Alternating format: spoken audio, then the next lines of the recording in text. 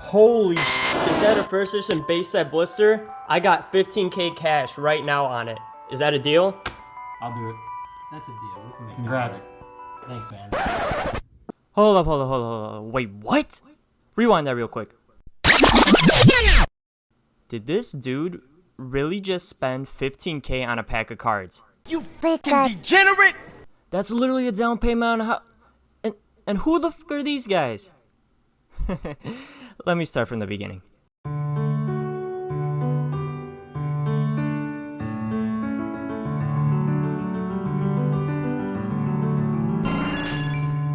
I fell in love with Pokemon at the early age of 2, with my mom telling me stories of how I used to throw Pokeballs at the TV screaming, "Go Squirtle! Charizard!"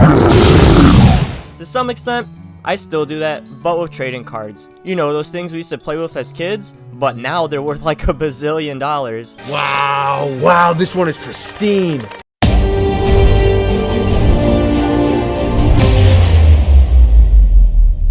Anyways, my craze for these cards leads me to make my own big purchase at 13 years old, nearly spending my life savings at the time, which was $800, on a Green Wing base set booster box. Actual pics of it will be right here.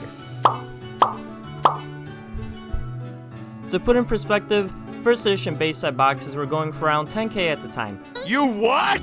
This led me down a whole rabbit hole of vintage collecting, which included me obtaining a first edition fossil box and other Wizards of the Coast cards. I'm talking I was 14 years old, buying and weighing base set packs just to pull the hollows out. I also went around the school asking if kids wanted to sell me their old Pokemon cards, without them knowing they're literally sitting on a gold mine. Sucker. You see, I knew the difference between first edition base set Shadowless, Unlimited, the whole shebang. Unfortunately, I sold a good chunk of it in high school, including both boxes, and I slowly fell off the TCG. Mainly, like any other high schooler, I wanted to party and travel. Can we please get an F in the chat?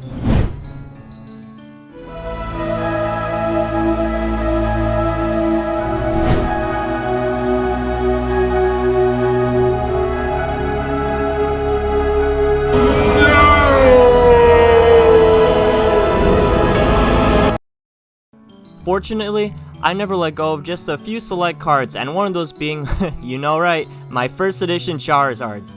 Of course that, and a couple other cool cards you guys will see here soon. Fast forward to September 2020, I'm out of college, working full-time as a software engineer, and my love of Pokemon started to resurface after opening some new Hidden Fates packs. So, out of curiosity, I checked the price on some first edition base set blister packs, and I had the money saved up, so I figured I might as well be the owner of the very first Pokemon blisters. So I ended up getting the Charizard and Blastoise artworks from an awesome member in the community. His name is Pokespinch, you guys should totally go check him out. However, after a week of owning such beauties, I realized I need that Venusaur artwork to complete the trio.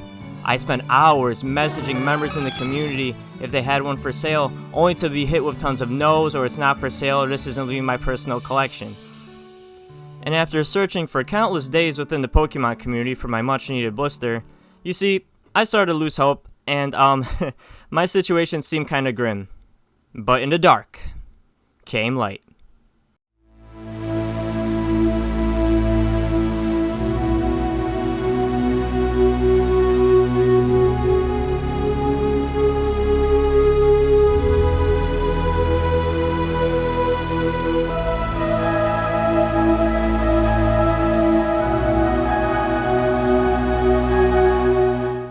You see, a Pokemon group in Texas who basically runs one of the biggest Pokemon Facebook groups. From that, I had the privilege of meeting the owners of DFW Pokemon. Remember those guys I showed earlier? Yeah, that's them. They stole me my much needed first edition Venusaur artwork blister, and I cannot thank them enough for that, for then my trio was complete. You see, after that little deal, I flew back home and started buying up all the local collections I could find, which led me to Indiana and Michigan, where I managed to obtain a Blastoise and Venusaur Expedition blister to match my current Charizard one that I already had. Sorry for Alligator, I don't know, you just don't really fit in the trio over there. Fast forward 1 month and I'm back in Texas, baby, with none other than DFW Pokemon at the Dallas Card Show, where they were ripping open pack by pack of first edition base set, with none other than special guest Leon Hart. Oh yeah, by the way, you know that video where Leon Hart is in that room and they managed to pull a first edition base set Charizard. Oh, there's 2 more. Okay. Tangela. Is it actually? Sandshrew.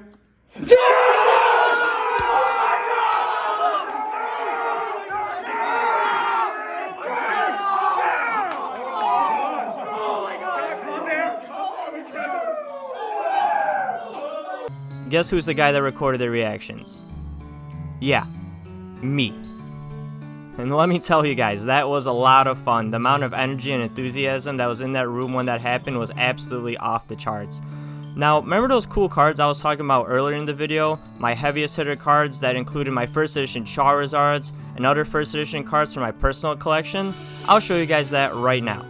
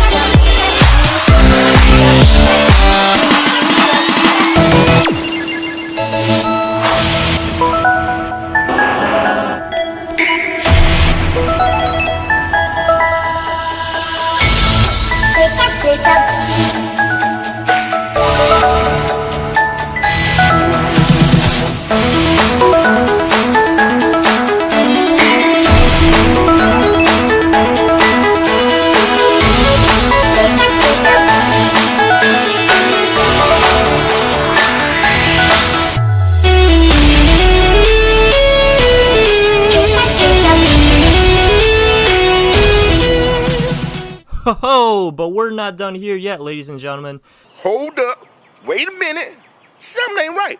There was one more thing left on my list with my now resurrected 14-year-old mentality. The Green Wing Booster Box. So after countless negotiations from members in the community, there came one hero to save my day. None other than the man Roger himself, or better known on Instagram as Hita Bulldogs. We came down to an agreement after me basically annoying the living hell out of him for a week, or as he likes to call it, persistency.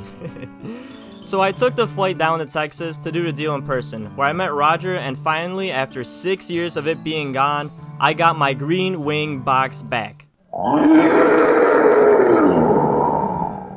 You can actually check out the little interview I did with Hita Bulldogs down in the video description. My final message for you guys is, if you truly love Pokemon, don't ever let everything go, because I assure you if you do, it'll come back to haunt you like it did in my case. Love the hobby for what it is, and collect to your heart's content. And within you guys doing so, like it did in my case, I'm sure you'll meet plenty and plenty of really cool people along the way. So if you guys want to follow me and the rest of my collecting journey, feel free to follow me at Pokebra. As well as be sure to come say hi to me and DFW Pokemon at PokeCon in Frisco, Texas, March 13th and 14th. Tickets are down in the video description below.